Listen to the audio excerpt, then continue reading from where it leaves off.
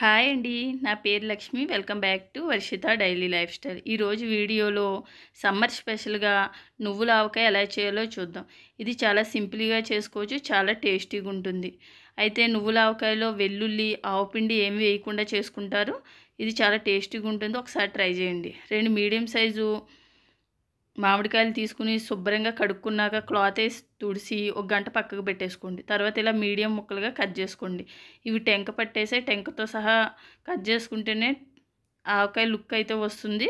నేను టెంకతో సహా కట్ చేసుకున్నాను. తర్వాత వీటిని కొలుచుకుంటున్నాను. పైన కింద సమానంగా ఉండే ఒక గ్లాసుని తీసుకుని ఈ విధంగా కొలుచుకోండి. బాగా నిండుగానే కొలుచుకుంటున్నాను. నాకైతే ఒక 2 గ్లాసుల వరకు వచ్చినాయి. ఇవి పక్కకు పెట్టుకోండి.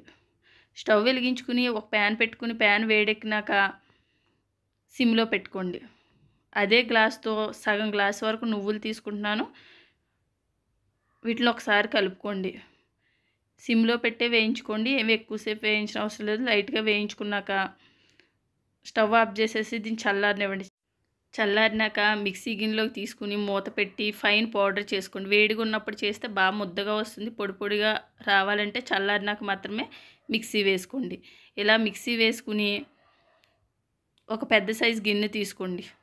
ఆ గిన్నెలోకి పౌడర్ని వేసేసుకుని అదే గ్లాస్తో సగం గ్లాస్ వరకు కారప్పొడి తీసుకోండి.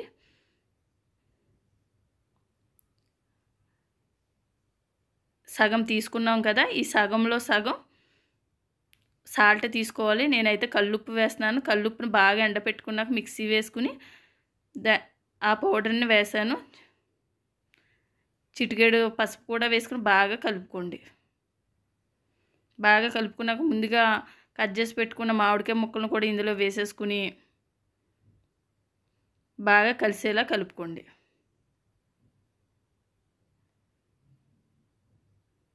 ఈ విధంగా బాగా కలుపుకున్నాక నూనె వేయాలి. నేనైతే ఇందులో నువ్వుల నూనె వేస్తున్నాను. పచ్చళ్ళకి ఎప్పుడైనా నువ్వుల నూనె అయితేనే బాగుంటుంది. కొంచెం గ్లాసు కొంచెం వెల్తిగేసాను కానీ గ్లాసు నిండుగా వేస్తే కరెక్ట్గా సరిపోతుంది. ఇంకా పడుతుంది అనిపించింది అంటే ఫుల్ గ్లాస్ వరకు వేసుకోండి. తర్వాత ఈ విధంగా బాగా కలిసేలా కలుపుకున్నాక మూత పెట్టి 2 రోజులు పక్కన పెట్టేయండి. 2 రోజుల తర్వాత ఈ విధంగా ఆయిల్ పైకి తేలుంటుంది. ఇప్పుడు బాగా కలిసేలా కలుపుకుని సాల్ట్ కానీ ఆయిల్ కానీ తక్కువైతే వేసుకోవచ్చు. నేనైతే ఆయిల్ ఇంక వేయడం లేదు. సాల్ట్ కూడా కరెక్ట్గానే సరిపోయింది. అంతేనండి, నువ్వుల ఆవకాయ రెడీ అయింది. దీన్ని ఏదైనా గాజు డబ్బాలో కానీ జాడీలో కానీ పెట్టుకోవచ్చు. ఓ వారం రోజులు బయట నుంచి తర్వాత ఫ్రిడ్జ్లో పెట్టుకుంటే ఒక నెల రోజుల వరకు నిల్వ ఉంటుంది. అంతేనండి, నువ్వుల ఆవకాయ రెడీ అయింది. ఈ వీడియో మీకు నచ్చినట్లయితే లైక్, షేర్, సబ్స్క్రైబ్ చేసుకోండి. సబ్స్క్రైబ్ తప్పకుండా చేయండి. Thank you for watching. Bye bye.